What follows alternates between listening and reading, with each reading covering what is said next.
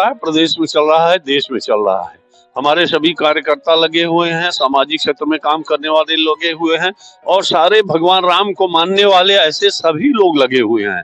उस दिन दीपावली जैसा माहौल होगा, क्योंकि बहुत दिनों के संघर्ष के बाद भगवान राम अपने गृह में प्रवेश कर रहे हैं। लगभग 500 वर्षों के बाद भगवान राम टेंट से होकर के मंदिर में विराजमान होंगे, तो यह एक सुखद दिन है सारे भारतवर्ष के लिए।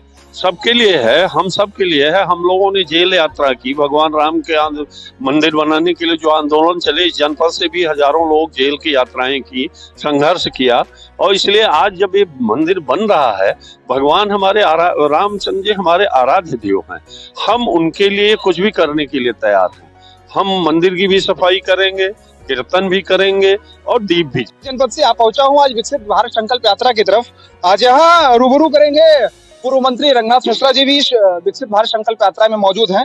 आइए जानने का प्रयास करते हैं किस तरीके से भारतीय जनता पार्टी कई योजनाओं को जनपद में जो है कि कई जनता के बीच पहुंचाने का प्रयास कर रही है, जिससे कि अत्यधिक जनता को लाभ मिल सके। आइए जानने का प्रयास करते हैं मंत्री जी से। मंत्री जी बहुत बहुत धन्यवाद आपका।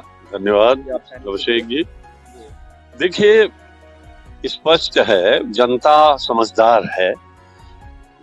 जब से भारत आजाद हुआ, ये निचले पायदान पर रहने वाले गरीब जनता के बारे में कोई सोचता नहीं था, किसानों के बारे में कोई सोचता नहीं था, मजदूरों के बारे में कोई नहीं सोचता था। आजादी के बाद यह पहली बार देखा जा रहा है कि एक मंच पर नेता और अधिकारी एक साथ बैठ करके समस्याओं का समाधान कर रहे हैं। यह लोकतंत्र की खूबी है।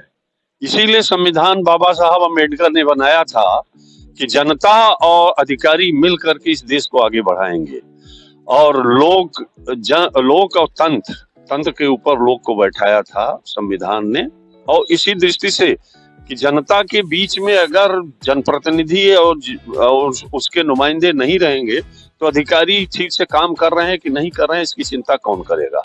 इसलिए ये भारत विकसित यात्रा में समाज के लोगों को भी लगाने का प्रयास किया गया है, ताकि उनका कार्य अधिकारी ठीक से कर सके। विकसित भारत होने का जो संकल्प यह लिया जा रहा है कि 2047 तक भारत को विकसित करने में अथक प्रयास रहेगा, प्रधानमंत्री जी का भी आह्वान हुआ है, तो क्या इसके पहले ही लोग कह रहे हैं कि उम्मीद जता रहे हैं कि इसके पहले 2037 तक ही हम भारत को विकसित करने का प्रयास करेंगे? देखिए, टारगेट अपना लेना चाहिए, क्योंकि वो जो है समय पर पूर्ण हो।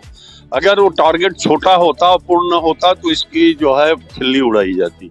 इसलिए प्रधानमंत्री जी ने सोच करके 47 का टारगेट रखा है। पहले हो जाएगा तो अच्छी बात है। इसके साथ साथ कई कार्यक्रमों में हम लोग शिरकत कर रहे हैं, कई जनप्रतिनिधियों के साथ कुछ आला ऑफिसर जिनको यहाँ तैनाती दी गई है 27 विभागों को, कुछ जगह उनकी अनुपस्थिति देखी जा रही है। देखिए, जो अधिकारी लापरवाही करेंगे उनके खिलाफ कार्रवाई होगी।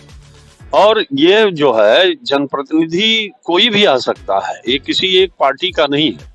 इसमें तो जितने भी जनप्रतिनिधि हैं, समाज सुधारक हैं, समाज में काम करने वाले लोग हैं, सामाजिक कार्यकर्ता हैं, वो आए, उनका स्वागत। इसके साथ साथ आप एक सुखद दिन चल रहा है पूरे भारतवर्ष में। 22 जनवरी को भगवान राम मंदिर में विराजमान होंगे प्राण प्रतिष्ठा के बाद, तो राम भक्तों में एक अलग सारे जनपद में देखा जा रहा है, एक अलग प्रतिभा देखी जा रही है, अलग जुनून दिख रहा है। तो भदोही जनपद में क्या मंदिरों में हरि कीर्तन रामायण का भी जो है कि आपके माध्यम से कुछ चल रहा है कि नहीं चल रहा? नहीं, पूरे जिले में चल रहा है, प्रदेश में चल रहा है, देश में चल रहा है। हमारे सभी कार्यकर्ता लगे हुए हैं, सामाजिक क्षेत्र में काम करने वाले लगे हुए हैं और सारे भगवान राम को मानने वाले ऐसे सभी लोग लगे हुए हैं। उस दिन दीपावली जैसा माहौल होगा, क्योंकि बहुत दिनों के संघर्ष के बाद भगवान राम अपने गृह में प्रवेश कर रहे हैं। लगभग 500 वर्षों के बाद भगवान राम टेंट से होकर के मंदिर में विराजमान होंगे, तो यह एक सुखद दिन है सारे भारतवर्ष के लिए।